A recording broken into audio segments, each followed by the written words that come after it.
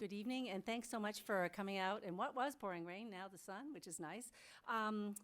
We are thrilled to have Dave Barry back here again this year. We are actually, this is being broadcast live tonight on Takoma TV, so, which is pretty cool. I'm Karen McPherson. I'm the Children's and Teen Coordinator for the Takoma Park, Maryland Library. We are the only small city-run library in the state of Maryland, and we are thrilled to have this partnership with Politics and Prose Bookstore that allows us to bring events like this to Takoma Park. Before I briefly introduce Dave, who really does need he needs no introduction, let me give you an outline of tonight's schedule. He's going to talk about and hopefully read from his new book, which is The Worst Night Ever, and then take some questions from the audience. And audience, if you would line up by the mics here, because since we are doing this live, we need to be able to hear the questions. So if you would do that, I appreciate it. And after that, then Dave is going to move on over to the stage there and sign books for those of you who haven't had your book signed yet. We did a little flipping around a few minutes ago. We'll start the line from that side of the stage. So if you would start there and then go up the aisle, okay? Okay, that's the housekeeping. Now, for a very brief introduction to Dave and his work, I'd like to say that there's a 5-letter word that runs through everything that Dave writes, and that word is H-U-M-O-R. Humor, whether he's writing for kids or for adults, Dave's wacky sense of humor is always front and center. In fact, he's made quite a living from his sense of humor, publishing more than 24 books and winning a Pulitzer Prize for commentary for his syndicated column back in 1988.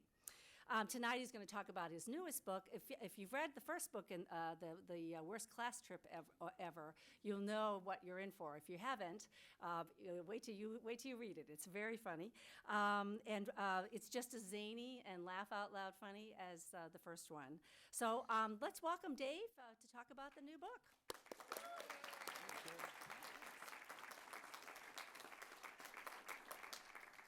Thank you, Karen, and thank you for coming out in the rain. And so I've been going around talking about this book, mostly at schools, so the groups have been mostly kids. There's a lot of grown-ups here tonight.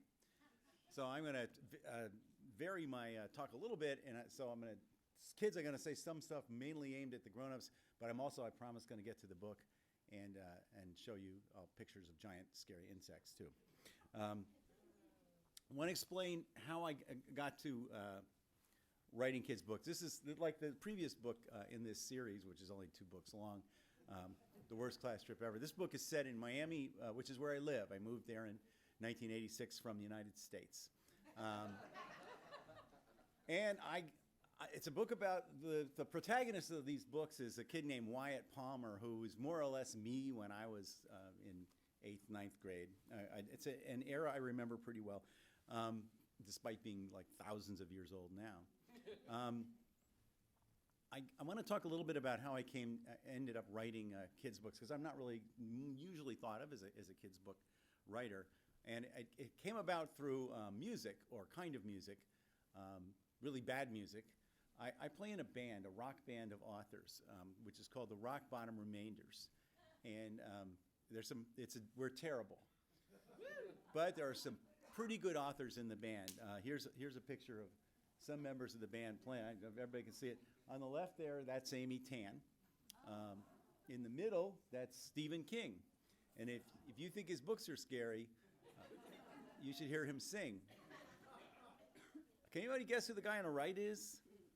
He's a very respected author, Scott Turow, author of Presumed Innocent. A very intelligent, thoughtful guy who looks like that when the band plays.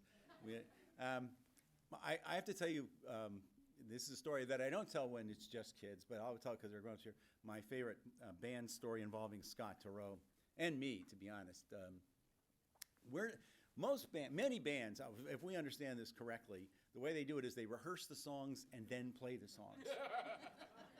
That's not what we do. We just play the songs and then go, we should have rehearsed those songs, and instead we go to a bar.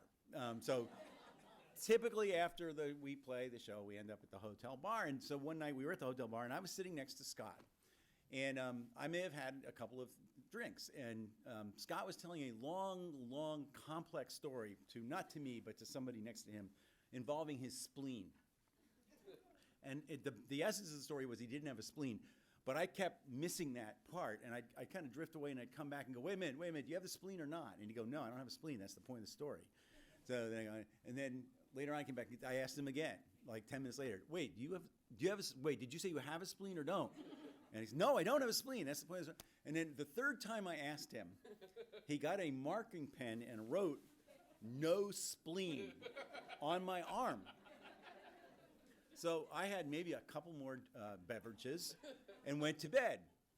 The next morning, we had to get an early train to Boston. So I got up in my hotel room, and I'm staggering toward the bathroom, and I see myself in the mirror, and I realize there's something written on my arm, and I look down, and it says "no spleen," and I have no memory of why those words are there. And you know how there's this urban legend that a businessman wakes up in a bathtub in another city, and somebody has harvested his kidney, and I thought for just 5 seconds there, I thought, oh my God, someone's harvested my spleen, And I don't know where my spleen is, so I didn't know where to look, for the scar. But then it occurred to me, you don't need your spleen. Nobody, people take spleens out all the time. They take them out for recreation. Hey, let's take a spleen out today, So you'd have to be a moron, organ harvester, to harvest a spleen. And spleen harvesting circles, this expression, he's so dumb, he'd harvest a spleen, So anyway, that's the band. And like I say, we're not a good band. I'm going to show you a picture proving that. Here's a picture showing some of the members of the band, and when we played at the Los Angeles Festival of Books a few years ago. You'll see the band, and you'll see an audience member reacting to our music. We play what Roy Blunt Jr. is in our band. He calls our genre hard listening music. But anyway, the guy on the left there is Ridley Pearson. And Ridley is the bass player in the band, and he and I became very good friends through the band. For most of our careers, we had just written books for grown-ups. But one day, the band was playing in Miami, and Ridley was staying at my house. And we were having breakfast, and Ridley told me he'd been reading Peter Pan, the original Peter Pan by Jan Barry, to his daughter. And his daughter stopped him and asked him, how did this all happen? Why can this kid fly? And why does he never grow old? And how did he meet Captain Hook? And why? The kind of question a kid asks. And Ridley's thinking, you don't know. I mean, Jan Barry doesn't explain that. He just starts the story in Neverland with all that stuff being the case. So Ridley said to me, I thought it would be cool to write a prequel to Peter Pan, the backstory of Peter Pan. And I said, that's actually a neat idea. And he goes, well, would you write it with me? Because neither one of us had ever written a kid's book. We didn't know we were going to write anything, really. We didn't know it was going to work at all. We thought we'd maybe write a short book. We didn't have a publisher. We ended up getting published by Disney, and it was a big book. It was called Peter and the Starcatchers. And it did really well. And in fact, we ended up writing 5 books in that series, and this became a Broadway play. So it completely changed both Ridley's career and mine. And we ended up spending the next maybe 10 years. We still kept writing books for adults, but we did a lot of stuff involving kids. And that was fun in some ways, and sometimes it was a little weird. We used to, when we would go around talking about the Starcatchers books, we used to always dress up as pirates and read a scene from whatever book it was. So we're in Miami, where I live, and we're dressed as pirates, and we're reading a scene involving a giant snake. Okay, so there's a big snake in this scene. This evil king, Zarboff, has a snake he uses to intimidate people. And the owner of the book, so there's all these kids on the floor in front of us, and we're reading, and we got our pirate stuff on. The owner of the bookstore, who was a friend of mine, decided it would be fun to bring a real snake to the reading, but he didn't tell us that. But he got a guy with a python, and if you ever need a python, come to Miami. We got pythons. So without our knowing it, a man carrying a 10-foot-long, 90-pound Burmese python came walking in from behind us and put the snake on our shoulders and then walked away. And that's a very heavy, strong thing. You can feel its muscles. It start coiling around, and it's like thinking, which one should I eat first? Is what it's thinking. And we're trying to, not let on. We're trying to look like this is fun for us, because there's all these kids. We don't want to panic anybody, but we're terrified in that picture. We're thinking like, did we bring spare underwear to the bookstore? Is what we're thinking. So we did a bunch of signings on Disney property, because Disney loves to promote. We did a huge signing once at the Magic Kingdom. A couple thousand people there. They built a replica of a pirate ship, and they had Captain Hook and Peter Pan come to the signing, and they were dueling behind us. And this was the picture at the end of the day. We're waiting to go on, because there's all these people out there. They had us in this sort of little holding room backstage, very small room, size of a closet. I don't know where Captain Hook was, but it was me, Ridley, and Peter Pan in this little room for about 15 minutes, which is awkward, in a room with Peter Pan, guy standing there like that. And so I thought I would, break the ice a little bit. And so I asked him, so how do you like working here? And he goes, and this is exactly what he did. It's a beautiful day in Neverland. Have you seen Wendy? And we're like, no, dude, we haven't seen Wendy, because we're in this little closet with you. But it turns out, if you are a Disney character, you probably know this. If you're wearing the costume, you have to be that character. You can't come out of character. So if you're dressed as Peter Pan, you can't say or do anything Peter Pan wouldn't say or do. And it turns out Peter Pan doesn't have a lot to say. Mainly what he has to say is, it's a beautiful day in Neverland. So you want to talk about a long 15 minutes. Try hanging out with Peter Pan. Another awkward moment we had when we were during our Starcatchers years, it started out as a big honor. We were told we were going to be the grand marshals of the Main Street Parade in Disney World. Have you guys ever been to Disney World? No? Okay, well, if you do go, some of you, okay. It's the highlight of the day. They close off a parade route in the middle of the park, and they send all these floats through. Giant floats go through with all the characters and music playing, and everybody gathers to take pictures. That parade is led by an antique fire truck, and on the fire truck are some people chosen to be grand marshals. And on this day, it was Ridley and me.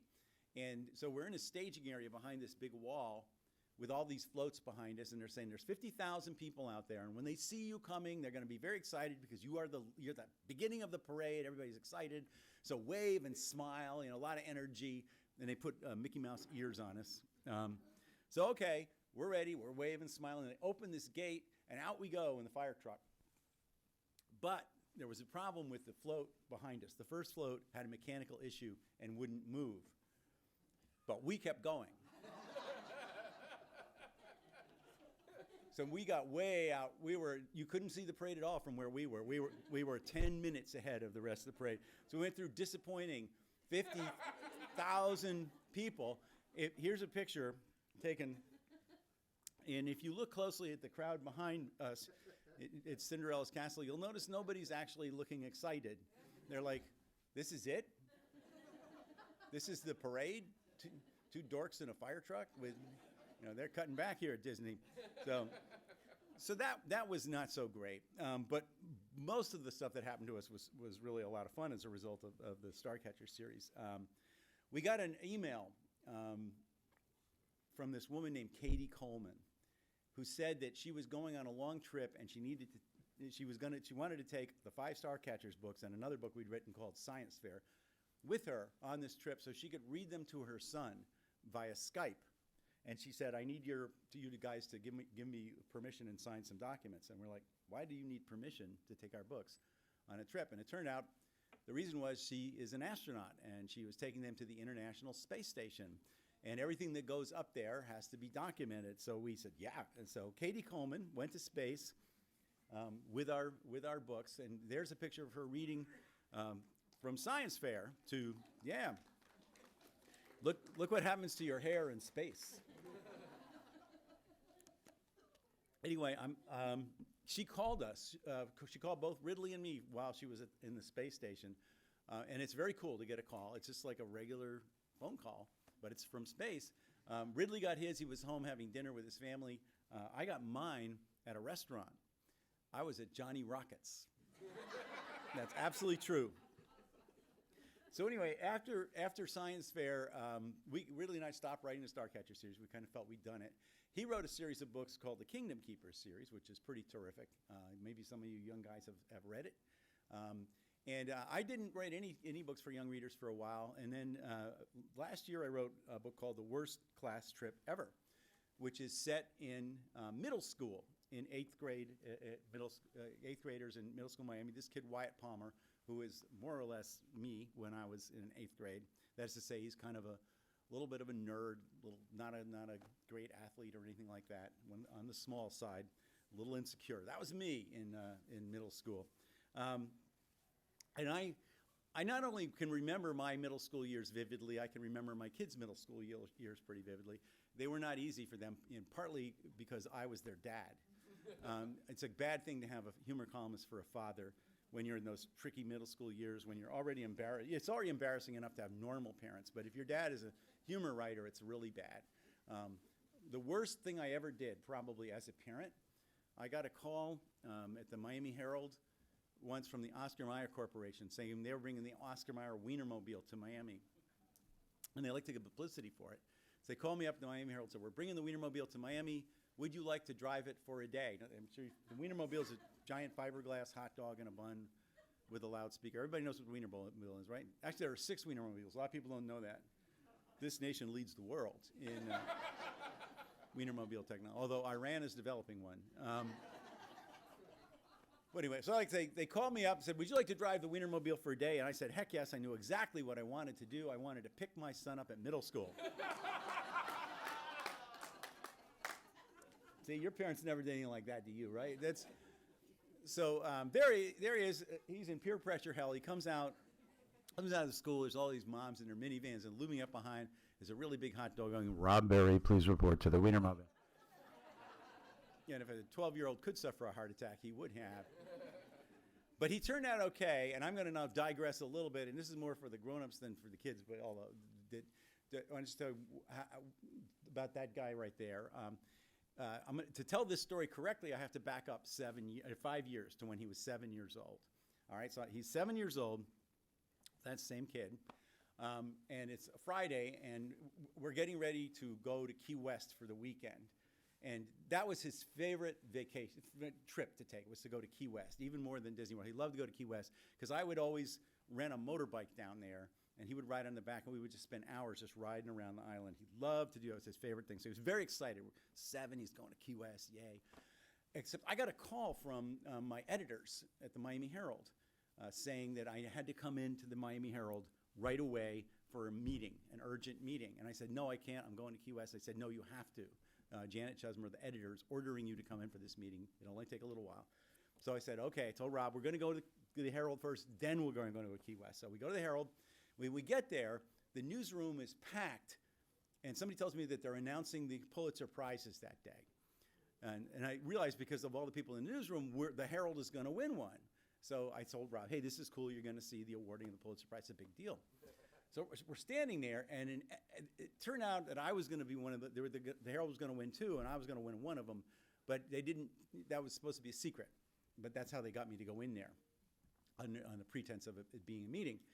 There was one editor who didn't know that. He wasn't in on the secret, so he came up to me, shook my hand, said congratulations, and right then I realized, oh wow, I'm about to win a Pulitzer Prize, but also we're not going to Key West because. So I look down to Rob, and I say, we're not going to Key West this weekend, I'm sorry. And his face just fell. But then I said, and this is where parenting comes into play, parenting skills. I said, but I'll buy you a Nintendo. Because he really, really, really wanted a Nintendo, and I had been telling him, no, not until your birthday. I've been being tough. So he goes, really? And I go, yes.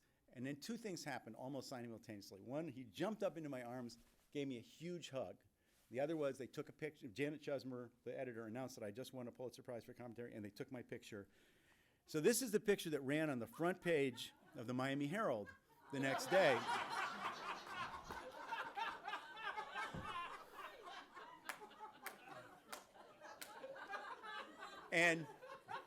everybody said the same thing to me.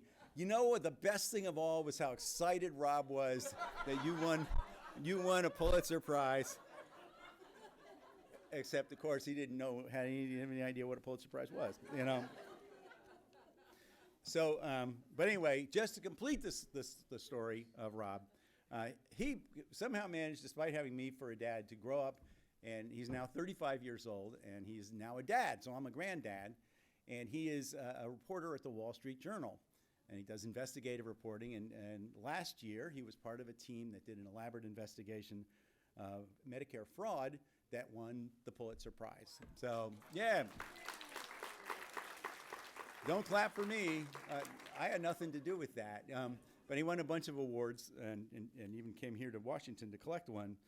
There he is with his wife, Laura, and those two people. You know, where they are, you probably recognize them. Anyway, so that's sort of the backstory. So that was how I started writing books for younger readers, set in middle school. So the next book, I should tell you a little bit about this one. This book, The Worst Class Trip Ever, it's a class of 8th graders from a Miami middle school. And this is based on my experience with my daughter goes to public school in Miami. When she was in middle school, she went on a class trip, and I was one of the chaperones. And it occurred to me that if you let people go on a trip, young people, with people like me as the chaperone, terrible things could happen. So I came up with a plot. These kids go to your city. They go to Washington, D.C., and along the way, they encounter some guys. They actually meet them first on the plane. Then they encounter them again when they get here. And they think the kids begin to realize these guys are up to something very weird. They don't know what it is, but they begin to suspect that there's going to be an attack on the White House. And I'm not going to tell you whether it's true or not because there's a lot of twists and turns in the plot, but they think there's going to be an attack on the White House, and they think it's going to come from what I consider to be the last unobserved threat in Washington, D.C., kites. You ever go to, there's this giant kite festival on the Ellipse? Okay, well, I saw that once. I thought, those are really big kites, and they're right next to the White House. And they could lift a person in those kites. Somebody, I hope, is watching that. So anyway, the kids become concerned that there's going to be an attack on the White House involving kites. They end up running all over the city, being chased by these bad guys. They end up going to a bunch of, the kinds of things you go to on a class trip when you visit Washington, D.C., the Smithsonian, that kind of thing. They also end up and this is my favorite single Washington thing, because I consider it to be the weirdest thing in Washington, D.C. This is and you may be familiar with this. People from not in Washington aren't. It's the Boy Scout Monument. Have you ever seen the Boy Scout Monument? Okay, it's a big monument. It's right in the middle of the city, and that's what it looks like. Let's just analyze what's wrong with this monument. Okay, it's got a Boy Scout there. That makes sense because it's the Boy Scout Monument. Got the lady on the right. Okay, there's a lady. Why is there a giant naked man in the Boy Scout Monument just striding along? Hey, we're scouting. I forgot my clothes.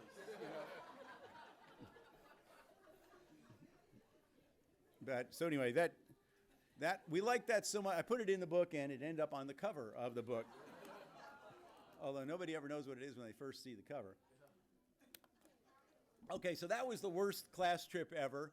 I enjoyed writing it. It was a lot of fun. I like the characters. I like this kid, Wyatt Palmer, and his friends. So I decided to use them in a second book, The Worst Night Ever. And what's happened here is they're a year older. So instead of being 8th graders, the oldest kids in the middle school, they're now 9th graders, the youngest kids in the high school. And that's rough, especially if you were, kind of little to begin with, suddenly you're hanging out with these giant upperclassmen, and you kind of feel out of it. And I can very vividly remember what that felt like, and I'm going to prove to you by showing you my high school yearbook picture. Okay. That was me. That not only was that me, that was the best. That was 12th grade. Okay, I'm not in 9th grade. That was the best I could look in high school. So I totally know what I'm talking about when I talk about insecurity and angst in high school. So anyway, this kid, Wyatt Palmer, and they're in this high school, and Wyatt has a friend named Matt, who's a good friend but kind of an idiot. He's not stupid exactly, but he does stupid things. He did them in the first book. He does them in the second book. And he's sort of immediately in this book starts out by doing something really stupid, which he brings his pet to school, which is against the rules. His pet is named Frank, and it's a ferret. So, they're really kind of like rodents, but no. So he brings Frank the ferret to school in his backpack, which is stupid because Frank gets away and in the schoolyard and run around, and it ends up biting a student and who decides to grab it. And this student, unfortunately for everybody, is one of the Bevan brothers. The Bevan brothers are seniors. They're good-looking. They're rich. They're on the football team. They're the studs of the school, and they're jerks. They're just not good people. They now have Frank the ferret, and they're not happy with it because it bit one of them, even though it was really basically their own fault. So they won't give it back to this kid, Matt, which is just their way of tormenting him. And they take it home, and they send Matt some texts, and they say, you know what, we're thinking of feeding your pet to our pet. Their pet is a reticulated python, which is a snake, and it can get pretty big. It can be a big snake. Come to Miami if you want to see more of these. I'm not saying they're everywhere. I'm just saying we have them, and they're not all in cages, tragically. So the thing about the reticulated python, what makes is it can unhinge its jaw to open it really, really wide. So it can swallow an animal much bigger than it is. Here's one. This was taken in the wild. This is nature, folks. This is a reticulated python eating an antelope. That's its mouth there.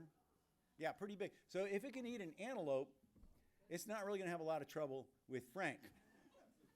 So anyway, the boys decide they need to rescue Frank the ferret from the Bevan brother house, which is not easy. The Bevan brothers live in a large mansion with lots of security around it in a gated community. Their dad is very wealthy and influential in Miami, very powerful man. And the boys decide they have to get over there somehow, get in there and rescue Frank before it gets fed to the snake. They do manage to get in there. A bunch of stuff happens, which I won't go into because that's part of the plot. But they see something weird while they're there. They see a crate being unloaded, because they're right next to a canal there, from a boat. And then they see some guys struggling to unload something from that crate, put it in a hidden cage in the backyard. They don't really know what it is. They only get a glimpse of it. But this is what they see. Anybody know what that is? Komodo dragon says, yes, absolutely correct. It's an endangered species. It's the world's largest lizard. It can be 10 feet, the males can be 10 feet long, weigh 300 pounds. They're not supposed to be here. As I say, they're endangered. You're not supposed to have one.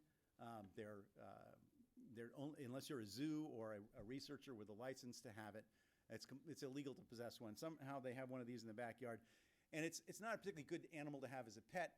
They can be aggressive. They can be dangerous. They're not really too big a threat to man, except they will bite people. I actually know a guy who was bit by a Komodo dragon and ended up having a foot infection that lasted for years. But if they get you down, then you're in trouble. Here's one eating a deer. They're big-time meat eaters, although they have a fun side. They like to dance. No, that's two males fighting. Okay, so now the kids have discovered that this for whatever reason, they've stumbled upon the fact that this Bevan family has this weird underground cage system in the backyard, and they have a Komodo dragon, which they're keeping hidden for some reason. The kids try to tell this to the police. They try to tell it to their parents. Nobody believes them. Police actually go over to look, and they don't find it because it's hidden. And everybody believes Mr. Bevan is a respectable member of the community anyway. But the kids know there's something going on over there. They look into it a little more. They run into a guy who's an undercover federal wildlife agent whose job is to try to bust these smuggling rings. And it turns out Miami is a headquarters of animal smuggling. There's a whole huge business built around getting animals here that shouldn't be here because collectors love them. The more dangerous and illegal they are, the more these collectors like them. And Miami is a hub. Why not? Of Miami, we don't have enough bad insects and snakes and stuff down there already. So they start to look into it, and they find out that that's not the Komodo dragon is not the only thing they have there. They also have one of these. This is called the black mamba. It's a very dangerous snake. It's the most dangerous snake there is. It gets to be about 10 feet long, very aggressive, very fast. But what makes it dangerous is its venom is the most toxic of any venom of any snake. They also discovered that the guy has a bunch of these. This is, again, not supposed to be here. It's a deathstalker scorpion, comes from the Middle East. Highly toxic venom, dangerous animal, completely illegal, like the black mamba, for a private citizen to own one of these. They have a bunch of these. This is called a Brazilian wandering spider, highly toxic spider, completely illegal in the United States. If it bites you, it's very bad things will happen to your flesh. And then finally, they discovered these. That this is the strangest thing of all. And I had to do a little research to find out whether it would actually be possible to move these, but it is. They discovered that they have this in the backyard in a big steel crate. This is called a siafu, or African driver ant.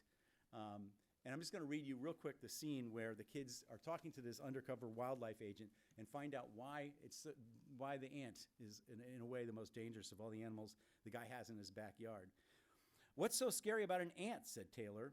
"Well, if there's just one, it's not that scary, although they do have extremely powerful jaws, so that even one can give you a pretty painful bite.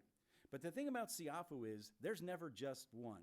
They form the biggest ant colonies in the world, sometimes 20 million ants. 20 million. And they work together, so they're like one big creature that has millions of jaws. They're swarm raiders, which means they go out and hunt for food in a huge mass, like a river of ants. They eat pretty much any animal in their path. Usually that's other insects, earthworms, rodents, stuff like that. But they've been known to kill cattle." "You mean like a cow?" said Taylor. "Ants can kill a cow?" "It happens, especially if the cow has been tied up and can't run. Goats and dogs, too. The ants look for openings, so they go into the animal's mouth and nose, thousands and thousands of them, filling up the airways, so the animal can't breathe. It dies from asphyxiation, and then the ants tear it apart." "Ew," said Taylor. "Can they kill people?" I said. "If you can walk, you can get away from them," he said. "If you can't walk, say you broke a leg and you're lying on the ground, or for some reason you're unconscious. If the siafu get to you," he shook his head, "that's a very, very unpleasant way to die." So now the kids have a huge problem. For some reason, the guy's got this menagerie of deadly animals in his backyard. Nobody believes this is going on, but it is. The kids get more and more involved in the situation and discover that it's going to, in the end, have something to do with a big event that's going on at the zoo in Miami, which is called Zoo Miami. So the action, as it gets going, all ends up going down toward the zoo. And on what is the weirdest night in Miami, which is a very weird city with many weird nights, but none are weirder than Halloween in Miami. All this stuff comes together at the zoo, and it becomes the worst night ever, which is all I'm going to tell you about it, because you're supposed to actually read it, because there's going to be a quiz. Anyway, so that's sort of a lot of stuff, really, that I told you. But so what I'd like to do now is take some questions, and it can be about the book, any other book, anything really, or any problems at home you want to share with the group. We're here for you. But I do ask that if you want to ask a question, they want you to use these microphones. Your chance to be on Takoma TV, broadcasting to all of Takoma Park. Okay, we have, yes. Okay, wait, go over here. I just have to say this man here. There you go. Okay. Is there any really, really funny things in this book like there was in the last book in the beginning? I probably didn't make it seem that funny because of all the stuff with the giant ants, the ants attacking and ripping things apart and asphyxiating. But yes, it's actually a humor book. And in the end, nothing really bad happens to anybody. Well, some things happen to people but they deserved it. But yeah, no, I think it's as funny as the other. I hope, but yeah. Well, I think the funniest part of the other book was in the beginning when the dad goes outside. Oh yeah, I don't want to give away the whole scene, but yeah, when the mom ends up lighting the dad's boxer shorts on fire. You think about that scene though, with the alligator in the yard. That has happened to me. I've had alligators I didn't go out in my boxer shorts, but I have had an alligator in my yard more than one time. That's Miami for you. Other people have crabgrass. We have, the first house I moved into Miami had crabs. land crabs. And I didn't know this. It was near a canal, and there's these crabs that come out a certain time of year and mate on land, and they get very aggressive. And I didn't know this. I came out to get my paper, and I'm barefoot, and there's like these crabs going like, they thought I wanted their females. Like, I don't want your females. They're crabs, which just made them madder because they know it's true, I think. Yeah. She was first. Oh, I'm sorry, over there. Are you gonna write a sequel to this book? A third worst. Yeah. I probably am. It has to be the worst something ever. And everywhere I've been going, kids have been suggesting things. A lot of times their first suggestions, why don't you do about here at this school? It's make it the worst school ever. But yeah, I think I will.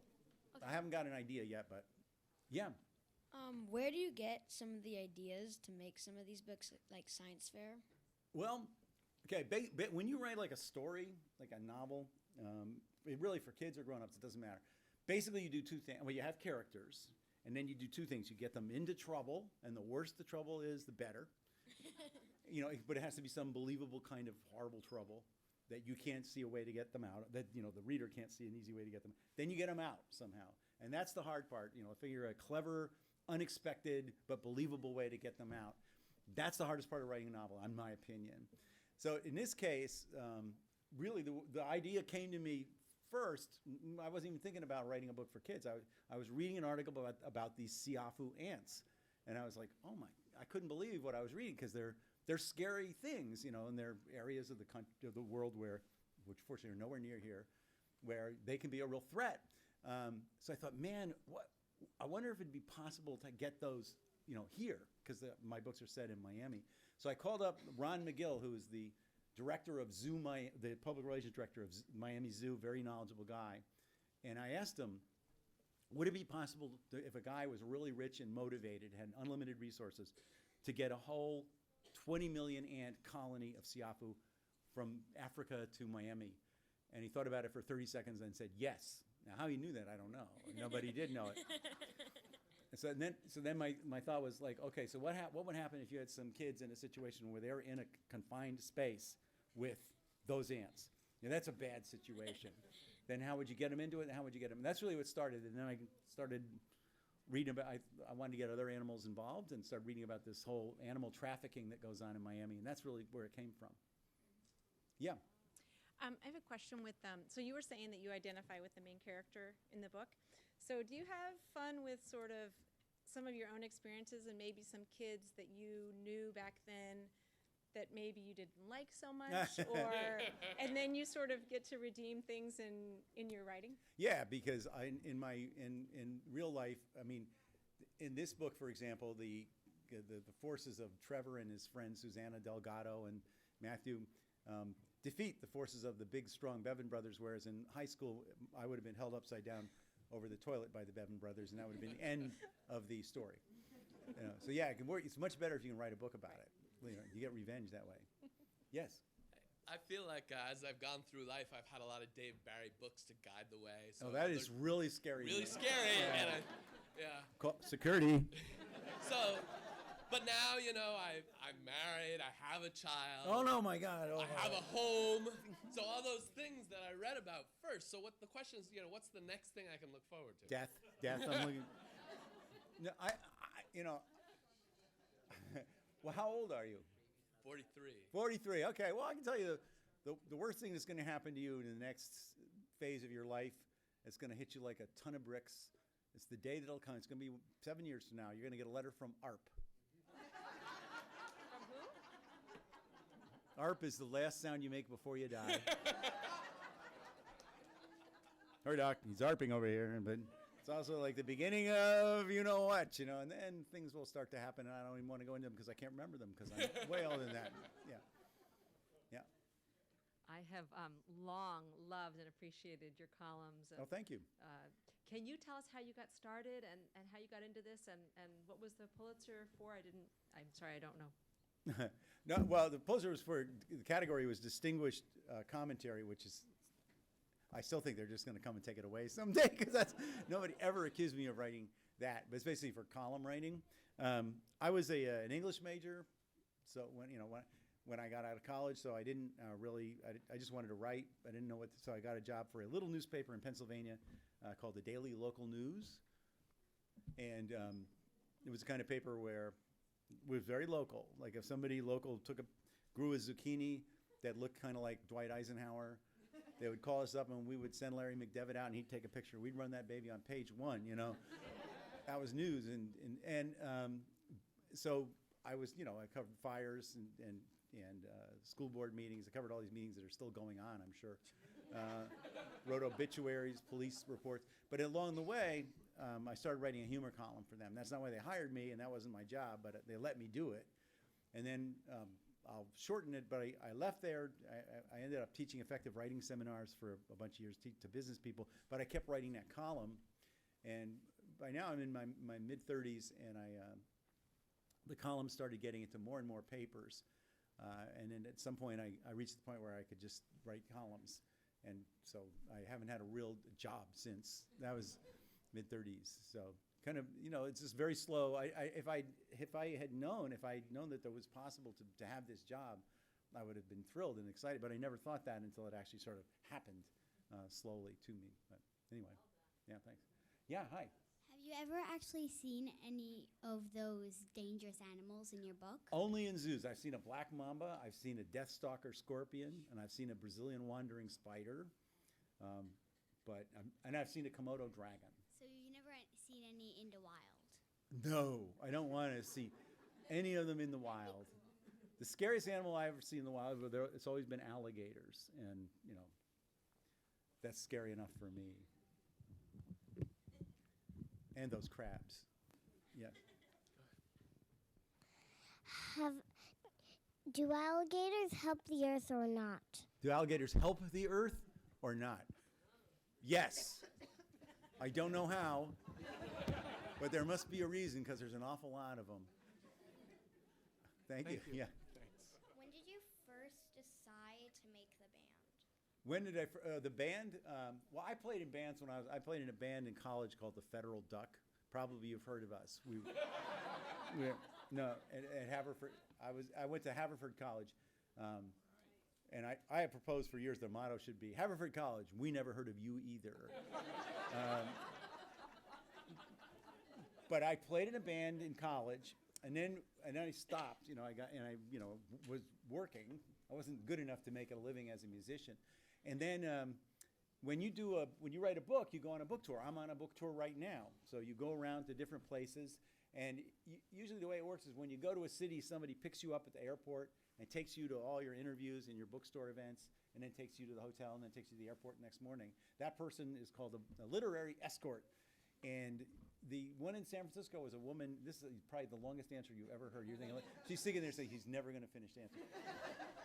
The one in San Francisco was a woman named Kathy Goldmark, who was also in a band, and she got to know which authors had been in bands, basically, or wanted to be in a band, either way. And so 25 years ago, she had this idea that she would, at the big booksellers convention, she would get all of these authors together, form a band, and we would play one night to raise money for a First Amendment charity. And it was supposed to be just one night the band was going to play. So we got together, we played, we were terrible, but we had so much fun. Amy Tan said afterward, I would do this to kill the whales. And so we stayed together, and it's 25 years later, and we're still together, and we're still bad. But thank you for asking. So. Like you're doing here, you have the wonderful ability to make me laugh out loud as you do many others, so thank you. Do you know, have any other father and son won the Pulitzer together? No, I don't know. I really don't. So you're historic as well as humorous. I'm guessing, there's more Pulitzers out there than you might think. In fact, I've often told young people interested in getting into journalism to just say they've won a Pulitzer Prize because no one ever checks. And then it gets in Wikipedia and, you're done. So I honestly don't know the answer, but I appreciate the thought. Yeah. Hey. When did you first... I like your shirt. Thanks. When did you first start writing? How old are you? 8. 8. Not too long after I was 8. I mean, I used to like to write when I was in school. I wrote for my high school newspaper. I wrote for my college newspaper. I always liked to write. Do you like to write? Mm-hmm. Good. That's how you become a writer, right? By writing. Okay. Yeah. Hi, Dave. I know in previous years you have run for president, and I was wondering if And I- this year, I want to say a nation turns its lonely Lonely eyes eyes to to- you. So I know. I'm just- I used to view myself as a joke candidate, but how could you say that about me this year? I know. I'm looking pretty good, right? Well, I'll briefly review my platform. I favor the death penalty for whoever is responsible for making Americans use low-flow toilets. That's probably the big one for me. We used to have great toilets. You kids don't know this. We had great toilets in this country. We had toilets. We did. We had toilets that could suck down a mature sheep.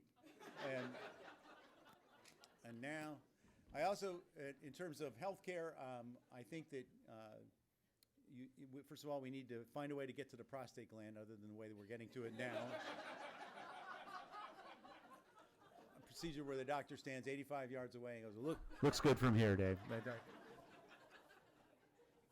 I could go on, but yes, I appreciate your vote. And if I do win, everyone in this room, regardless of age, can be on the Supreme Court. Okay? Yes. Go ahead. Did Frank ever escape? I can't tell you that, but do I look like the kind of guy who would let a ferret die? Yeah. Maybe. You have to read the book. Can I take maybe one more? Yeah, young man. Did you make the illustrations for No, the I wish book? I had. This guy named John Cannell. I don't know the name of the illustrator. I'm feeling pretty bad about that right now. It's on the book. I've never met him, but I love his illustrations. They're kind of just a little bit weird, and you can see. Nobody's asked me why there's a horse riding a Vespa, but trust me, there's a very solid logical explanation for that in the plot. Makes perfect sense, and Dostoevsky did the same thing many times. But anyway, hey, thank you for coming out in the rain on a Friday night. I really appreciate it. Thank you. Thank you.